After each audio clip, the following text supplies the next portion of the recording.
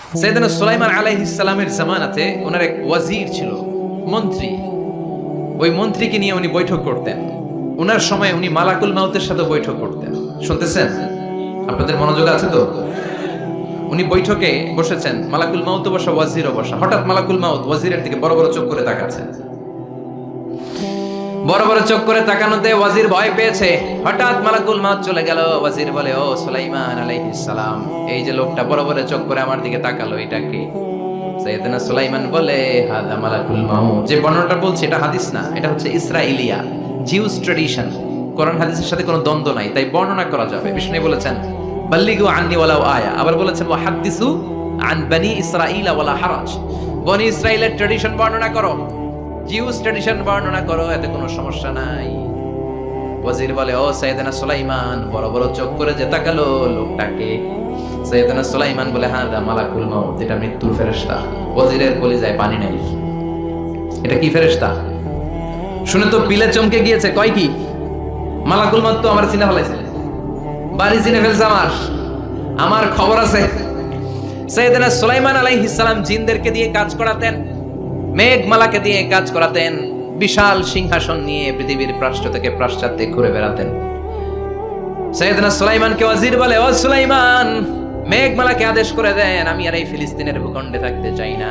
আকাশের মেঘমালার উপরে আমারে বসিয়ে দেন, আর বলে দেন আমারে নিয়ে যেন আকাশের মেঘমালা হিন্দুস্তানের ওই দূর পর্বতে রেখে আসে। আকসা আল হিন্দ, হিন্দের সবচেয়ে দূরবর্তী জায়গায় যেন আমারে রেখে আসে। সাইয়েদনা সুলাইমান বললেন, আকাশের মেঘ যাও, আমার ওয়াজিরকে নিয়ে হিন্দুস্তানের একটা উপদ্বীপে রেখে আসো। রেখে আসা হলো। কিছুক্ষণ পর মালাকুল মাউত সাইয়েদনা সুলাইমানের কাছে হাজির। সাইয়েদনা সুলাইমান বললেন, ও মালাকুল মাউত, কই ছিলা? কই, একটু আগে হিন্দুস্তান থেকে আপনার ওয়াজিরের রূহ কবজ করে আসছি।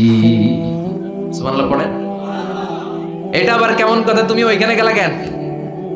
কয়, রব্বুল আলামিন কিছুক্ষণ আগে আমার কাছে পায়গাম পাঠিয়েছে, যাও সাইয়েদনা সুলাইমানের ওয়াজিরের রূহটা কবজ করো। কবজ করার জায়গা হলো হিন্দুস্তানের উপদ্বীপ। কোন জায়গায়? মালাকুল মাউত এসে দেখে সুলাইমান নবীর সাথে মিটিং করে। ওয়াজির কার সাথে মিটিং করে? সুলাইমান নবীর সাথে। কিন্তু ফরমানে লেখা রূহ কবজ করতে হবে কোথায়? হিন্দুস্তানে। সুবহানাল্লাহ কইবেন না? এজন্য বড় বড় চোখ করে আমি তাকিয়েছি, আর মনে মনে ভাবলাম টাইম তো নাই, কারণ মৃত্যু তো অন টাইমে হতে হয়। এখনই ওর রূহ কবজ করতে হবে। কেমন করে ওইখানে যাবে আমি জানি না, আমি আগে চলে যাই।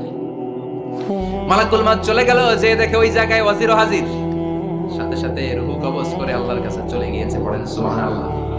এজন্য আল্লাহ বললেন, মালাকুল মাউত আমি নির্ধারণ করে দিয়েছি, পৃথিবীর প্রতিটি মানুষ মালাকুল মাউতকে দেখবে, চাক্ষুষ দেখবে, ভালো হলেও দেখবে, খারাপ হলেও দেখবে। কার কথা? ভালো মানুষ যদি হয়, আল্লাহওয়ালা যদি হয়, ইসলাম প্রিয় যদি হয়, ডানপন্থী যদি হয়, মৃত্যুর সময় মালাকুল মাউত আলা সূরাতি শাবিন আলা আহসানি সূরা, একজন যুবকের আকৃতিতে চমৎকার ধবধবে সাদা একটা জুব্বা পরে, জান্নাত থেকে জান্নাতি কাফন নিয়ে, হানুত মিন হানুতিল জান্নাত, জান্নাতের সুগন্ধি নিয়ে মুমূর্ষ রোগীর মাথার সামনে এসে বসে যায়। আর দেহটার ইঙ্গিত করে বলে, ইয়া আইয়াতুহান নাফসুত তাইয়্যিবা, ও পবিত্র আত্মা। আরেক বর্ণনায় এসেছে, ইয়া আইয়াতুহান নাফসুল মুতমাইন্নাহ, ও প্রশান্ত আত্মা, উখরুজি ইলা মাগফিরাতিম মিনাল্লাহ, আল্লাহর ক্ষমার দিকে বের হয়ে আসো। উখরুজি ইলা মাগফিরাতিম মিনাল্লাহি ওয়া রিদওয়ান, আল্লাহর ক্ষমার সন্তুষ্টির দিকে রূহটা বের হয়ে আসো। স্মুথলি বলার সাথে সাথে মুমিনের দেহ থেকে রূহটা বের হয়ে আজরাইলের হাতে চলে যায়। স্মুথলি বলার সাথে সাথে স্বাচ্ছন্দ্যে, আনন্দে মুমিনের দেহ থেকে রূহটা সা করে বের হয়ে মালাকুল মাউতের হাতে এসে পড়ে। পড়েন সুবহানাল্লাহ। আল্লাহ এমন মৃত্যু তুমি আমাদের নসিবে রেখে দিও, চিৎকার করে পড়েন আমিন। আর যারা ইসলাম মানে নাই, আর যারা কোরআন মানে নাই, আর যারা দিন কায়েমের আন্দোলন করে নাই, দিনকে ভালোবাসে নাই, বা আমার রামপন্থী ছিল, নাস্তিক ছিল, ইসলাম বিরোধী ছিল, তাদের কাছেও মালাকুল মাউত আসে কি আসে না? চিল্লায় বলেন, আসে কি আসে না? তাদের কাছেও আসে, কিন্তু আলা সূরাতি আকবাহি রাজুল, একজনের চেহারা যত ভয়ঙ্কর হতে পারে, যত নিকৃষ্ট হতে পারে, এরকম ভয়ঙ্করতম নিকৃষ্ট দুর্গন্ধওয়ালা একটা চেহারা নিয়ে আসে। রিজলাহু ফিল আরদ, পা থাকে জমিনে, রাসুহু ফিস সামা, হাদিসের বর্ণনা, পা দুইটা জমিনে, মাথা আকাশে।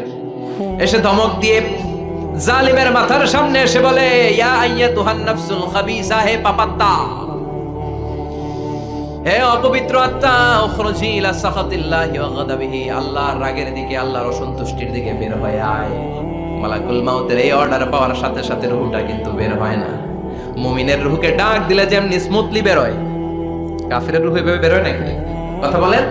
রূহটা ডানে যায়, ফাতাতাফাররাক, একবার রূহটা ডানে যায়, আবার রূহটা বায়ে যায়, আবার সামনে যায়, পায়ে যায়, হাতের মধ্যে ঢুকে ডানে বায়ে যায়। মালাকুল মাউত আবার ধমক দিয়ে বলে, ইয়া আইয়াতুহান নাফসুল খাবিসা, পাপাত্তা বের হয়ে আয়। রূহটা আবার ডানে যায়, বায়ে যায়, সামনে যায়, পেছনে যায়। এবার খপাস করে মালাকুল মাউত রূহকে ধরে টান মারে। সারা দেহটা থেকে প্রাণ রস সিক্ত করতে করতে দেহ থেকে রূহটাকে টেনে হিচড়ে বের করে আনে। আর মুমূর্ষু রোগীটা চিৎকার মারতে থাকে, পড়েন না আউযুবিল্লাহ। একটা জীবন্ত ছাগলের চামড়াগুলো জবাই না দিয়ে কেউ যদি টেনে টেনে বের করে, ছাগল জবাই হয় নাই কিন্তু চামড়া এক পাশ থেকে টেনে টেনে টেনে হিচড়ে আপনি গা থেকে বের করলে যত কষ্ট হয়, এর চেয়েও বেশি কষ্ট দিয়ে মালাকুল মাউত বামপন্থী আর কাফেরদের রূহটা দেহ থেকে বের করে আনে। পড়েন না আউযুবিল্লাহ। আমাদের রূহটা যেন আল্লাহ, মুমিনদের রূহ আপনি যেভাবে কবজ করান, ওইভাবে যেন আমাদের রূহটা বের হয়ে আসে। আর জোরে পড়েন আমিন। এজন্য আল্লাহ বললেন, বাল তুসিরুনাল হায়াতাদ দুনিয়া ওয়াল আখিরাতু খায়রুন ওয়া আবকা। পাগলের মতো মোহাচ্ছন্ন হয়ে এই দুনিয়াটার পেছনে ছুটে বেড়াও। এই দুনিয়া আসল নয়, আখিরাত হলো আসল। চিল্লায় বলেন ঠিক কিনা? অস্থির, আমরা ব্যস্ত দুনিয়ার লোভে আর মোহে পড়ে আমাদেরকে যে মরতে হবে, চলে যেতে হবে, এটা ভাবার সময় আমাদের নাই। চিল্লাই কোন ঠিক কিনা? এজন্য বলা হয় মুতু ক্বাবলান তামুতু, মরার আগে একবার মরো। হাসিবু ক্বাবলান তুহাসাবু আলাইক, তোমার হিসাব কিয়ামতের দিন করার আগে তুমি তোমার হিসাব করো। জীবনে কি কি পাপ করেছি আমি জানি, আমার চেয়ে ভালো কেউ জানে না। চিল্লায় বলেন ঠিক কিনা? কি কি অন্যায় করেছি আমার হৃদয়ের মধ্যে কথাগুলো আছে না নাই? পৃথিবীর কেউ না জানলেও আমি জানি কি জানি না? পৃথিবী না জানুক আমি তো জানি, আমি কি পাপ করেছি হায়। পৃথিবী না জানুক আমি তো জানি, আমি কি পাপ করেছি হায়। আমার পাপের করলে বিচার, বাঁচার উপায় নাই আমার। দয়াময় প্রভু মাফ করো আমায়, মাফ করো আমায়। পড়েন আমিন। আর জোরে আমিন। এজন্য হাসিবু ক্বাবলা আন তুহাসাবু আলাইক, তোমার হিসাব বসার আগে নিজে হিসাব করো কি কি করলা। আসল মরণের দিন শটান হয়ে তো শুয়ে পড়ো ভাই। মরার আগে আরেকবার মরো। মরার আগে আরেকবার কি করবে? কথা বলেন। মরার আগে কি করতে হবে? হঠাৎ একদিন বিছানায় শটান হয়ে শুয়ে যান, চক্ষুটা বন্ধ করেন, ভাবেন মরে গিয়েছেন। এই তো মালাকুল মাউত চলে এসে রূহটা নিয়ে গেল। আত্মীয় স্বজন চিৎকার চেঁচামেচি শুরু করে দিল, কান্নার রোল পড়ে গেল চারদিকে। মাইকের মধ্য দিয়ে, মসজিদের মাইকে অ্যানাউন্স হয়, অমুক এলাকার নিবাসী অমুক ভাই আমাদের মধ্যে দুনিয়ায় নাই, তার জানাজা হবে এশার নামাজের পর। সবাই এসে রূহের মাগফিরাত করেন। সবাই আপনারে দেখতে আসবে, কেঁদে কেঁদে লোকজন আপনারে কবর দিতে আসবে। চিল্লায় বলেন ঠিক কিনা? কেঁদে কেঁদে সবাই আসবে, দেখার জন্য আসবে। ছেলেগুলো কাঁদবে, স্ত্রী কাঁদবে, বাবা মা কাঁদবে, বন্ধু বান্ধব কাঁদবে। আর ঘরের মধ্যে রাখা হবে না। এবার আপনাকে গোসল দেওয়ার পালা। চক্ষু বন্ধ করে চিন্তার দরকার আছে না নাই? কথা বলেন। হঠাৎ করে, হঠাৎ করে শুনবি একদিন আমার মৃত্যুর খবর। কেঁদে কেঁদে আসবে সবাই দিতে আমায় কবর, দিতে আমায় কবর। ঠিক কিনা? একটু চোখটা বন্ধ করে ভাবেন, আপনাকে গোসল দেয়া হবে, জামাগুলো খোলা হবে। এত টাকা দিয়ে যে দামি গোসলখানা টাইলস লাগিয়ে ঘরে বানালেন, আপনার শেষ গোসলটা কি ওই দামি গোসলখানায় হবে? লাশ যেখানে ধোয়া হয় ওই জায়গায় ধোয়া হবে। আপনাকে কাফন পরানো হবে।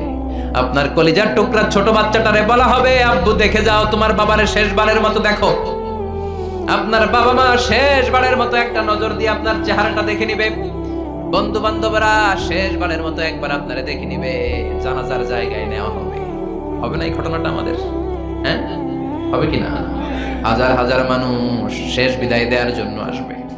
4টা তাকবীর দিয়ে ইমাম নামাজ শুরু করবে, আল্লাহু আকবার, আল্লাহু আকবার, আল্লাহু আকবার, আল্লাহু আকবার বলে নামাজ শুরু করবে। নামাজ শেষ, এবার পালকিতে করে কবরে যাওয়ার পালা। আহা, যেতেই হবে, যেতেই হবে। পালকিতে করে লোকজন নিতে শুরু করবে। কবরস্থানের ওই জায়গায় যেখানে মানুষ বছরে মানুষ না মরলে যায় না, ওই গহীন নিঝুম কবরস্থানে ঢুকানো হবে।